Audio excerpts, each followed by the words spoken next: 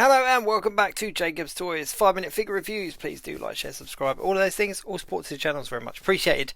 In this video we're going to take a look at the Build-A-Figure from the Wakanda Forever wave, and that is of course Attuma. Now whilst I put the Build-A-Figure together, I'm also going to talk a little bit about the character Attuma.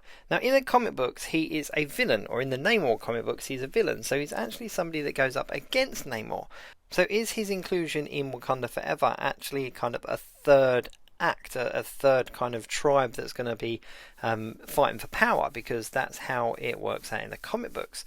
Another interesting tie-in is that it's also Doctor Doom that later enhances him. So there's a kind of a tie-in with actual Doctor Doom as well. And there was a lot of rumours about Doctor Doom showing up in Wakanda Forever.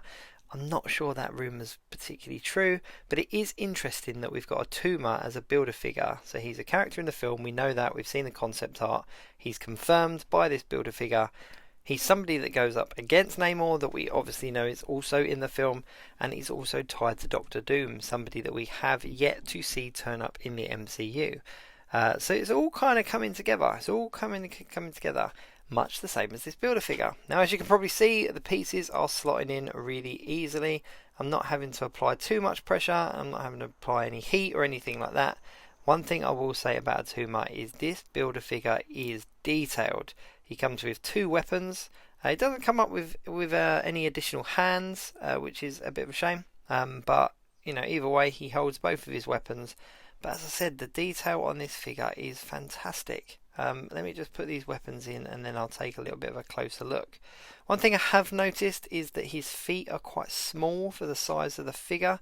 Now he is just a standard kind of 6-inch male figure. He's a little bit taller than some of the others, but not a huge amount. But his feet are quite small for the size of the figure, and as you can see they don't necessarily look out of proportion, but they kind of do when it's pointed out. So if you look at it now, the feet look really small in comparison to the size of the chest and the shoulders, etc.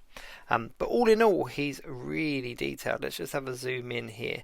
So he's got like a hammerhead shark headdress, and even the bones in his costume look really bone-like. He's got this face mask, which I'm assuming is going to allow him to breathe out of the water as opposed to in the water. But the bones, the details, the sculpting all the way through this figure is absolutely phenomenal.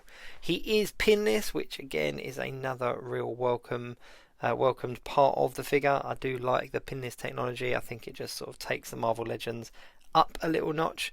He's also got articulation there in the chest. He's got like a chest swivel as well as a waist swivel, so you're going to be able to get him into a lot of different poses for photographs or for displays, and I'm really interested to see how he plays out in the film. Here he is next to Namor. Now, are they going to be allies in the film? Is the film going to start off with these guys kind of at each other?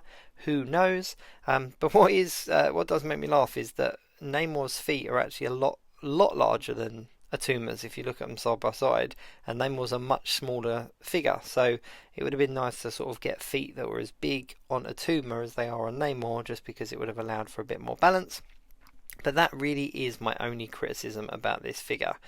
Here he is next to Nakia. Now I've got a feeling that because she's in this kind of diving costume, we're going to see these two characters do a lot together in the film. And here he is against the female Black Panther that we're guessing is Shuri. But you can see that he kind of stands head and shoulders above the female figures. But yeah, I do think that because Nakia is in like a diving suit, I think that we're going to see a couple of scenes between Attuma and her. That's my guess.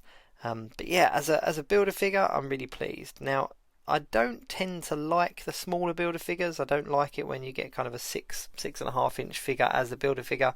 I think it's a good opportunity to give us a big, oversized figure.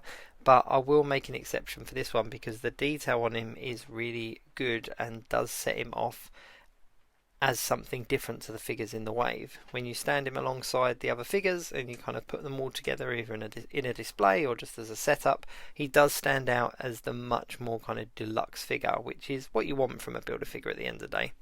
His headdress is really smart as well. You can't really see it from here, but behind that hammerhead skull there's a lot going on as well. So overall, there you go, look, the feet are too small, unbalanced. Let me just see if I can get him into position again. without him falling over. But yeah, overall a really good Build-A-Figure, and definitely worth collecting the pieces and putting them together. I'd say if you're not picking up certain figures in the wave, then definitely try to get them on the second-hand market, because you will not be disappointed with this Build-A-Figure. Please do like, share, subscribe, and all of those things. All support to the channel is very much appreciated. See you soon.